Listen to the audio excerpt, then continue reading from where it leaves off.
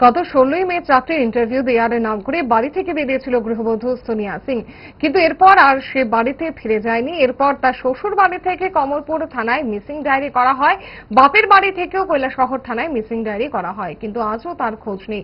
স্ত্রীর নিখোঁজ সংবাদ পেয়ে পুনে থেকে কমলপুর থানার মোহনপুরের সীমান্ত গ্রাম গোয়ালমারায় ছুটে এসেছেন স্বামী সমীরং সিং।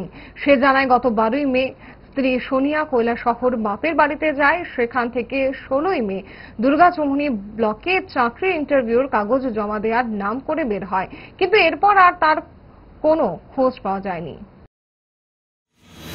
বিয়ের 11 বছর আগে আমার বিয়ে হয়েছে। কোথায় করলেন?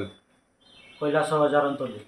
আচ্ছা। তো আমার স্ত্রী গত এই রবিবারে গেছে তানের বাবার বাড়িতে।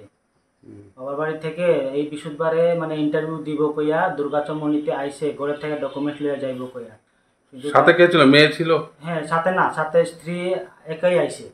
আমার মেয়ে বাবার বাড়িতেই আসলো। তো আইসে তানে ইন্টারভিউ দিতে কইয়া ঘরেও আইসে না, আর সেইদিকে কৈলাসহরও আর ফিরিয়া গেছে না। তারপরে মানে আমি এখানে এর বাবা মাই কৈলাসহর থানাতে মানে করছে, মিসিং ডায়েরি করছে। তো আমি পুনেতে থাকি, তো পুনের থেকে মানে আমি খবর পাই ওই মানে কালকে আইয়া পড়ছি আমি পুনের থাকি। আইয়া আমি এখানে আমার কমলপুর পুলিশ স্টেশনে আমি মানে মিসিং ডায়েরিটা আমি করছি। মেয়ের বাড়ি থেকে করেছে মিসিং ডায়েরি? হ্যাঁ, এখানে করাইছে স্যার। আপনার কয়জন ছেলে মেয়ে রয়েছে? আমার একজনই মেয়ে। বয়স কত? বয়স 9 বছরের মেয়ে। কোন ক্লাসে পড়ে? 4-এ পড়ে। এখন কি চাইছেন? আমি আপনার মাধ্যমে আমি আমার স্ত্রীর মানে পাইতে চাই স্যার।